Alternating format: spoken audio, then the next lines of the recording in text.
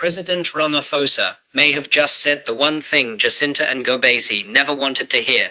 Because while March and March has built its reputation on confronting illegal immigration and demanding accountability, Ramaphosa has now come out with remarks that many people believe strike directly at the heart of that approach.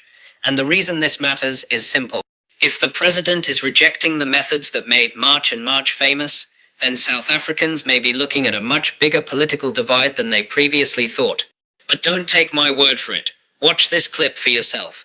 Listen carefully to what Ramaphosa says about ordinary citizens demanding identification documents, who he believes should enforce immigration laws, and why his comments are now being interpreted by some people as a message to Jacinta Ngobese and her supporters. By the end of this clip, you'll understand why many are asking whether Ramaphosa has finally shown Jacinta his true colors. Before we continue, please subscribe and turn on the notification bell as I bring you the latest updates and developments. Now let's hear exactly what the president had to say. Saifo, roll the clip. No other person is allowed, for example, to confront someone in the street, in the pathways of our country to demand proof of identity. We know that South Africans are not xenophobic, as there is no space for xenophobia, for racism, for sexism, for Afrophobia, or any other form of intolerance in South Africa. As communities and as a society, we must not be tempted to join those who want us to turn against people who were not born in South Africa and who are in our midst. We will and must not allow groups to use the legitimate concerns of South Africans to destabilize our country through inciting lawlessness and violence. To protect, uphold, and advance the human rights of all people in our country, whether they are citizens or foreign nationals. We are committed to honor our international obligations that deal with matters of migration. The responsibility for enforcing immigration laws rests with the state and the state alone. There have been weaknesses in the way migration has been managed in our country. There have been weaknesses in rigorous and focused enforcement. We admit that. And there have been weaknesses of corruption. There have been gaps in our systems that have undermined public confidence. South Africans are entitled to expect better. We accept that responsibility, and we are taking decisive action to correct these shortcomings. South Africans have a right to expect a state that is effective, professional, and capable of enforcing its laws. Government will accordingly take action to address the expectations of our people in dealing with the challenge of the violations of our immigration laws.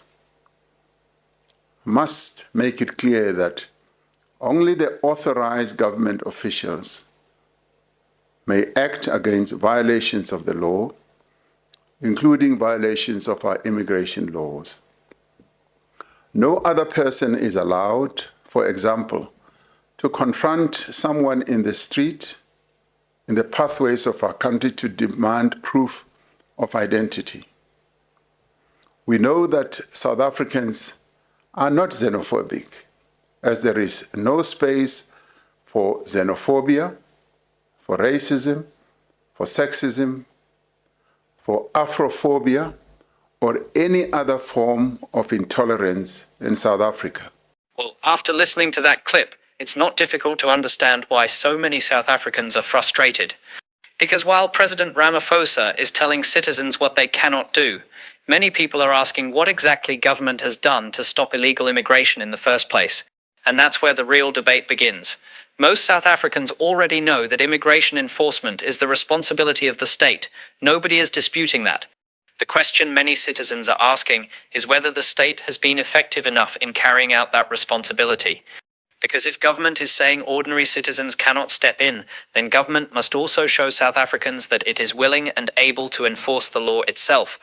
Many people look at overcrowded public services, pressure on communities, reports of undocumented migrants, and employers hiring illegal workers, and they feel that government action has been too slow, too weak, or simply not visible enough. That is one reason movements like Jacinta Ngobese's March and March have gained support. Whether people agree with every tactic or not, many supporters see the movement as a response to what they believe is government inaction. And that is why Ramaphosa's speech is attracting so much attention. Because when the president says citizens must leave immigration enforcement to the government, he is also inviting South Africans to judge the government's record on that issue. If government wants citizens to trust the system, then many would argue that stronger border security, tougher action against employers who knowingly hire undocumented workers, faster deportation processes for those who have no legal right to remain in the country, and more visible enforcement of existing immigration laws are necessary. Ultimately, South Africans do not just want speeches, they want results. And that is why some viewers believe Ramaphosa's comments have raised a bigger question than they answered. If communities are not supposed to take action themselves, what concrete action will government take to convince South Africans that illegal immigration is being effectively addressed? That is the debate now facing the country, and it is one that government can only answer through action, not words. Let me know what you think in the comments.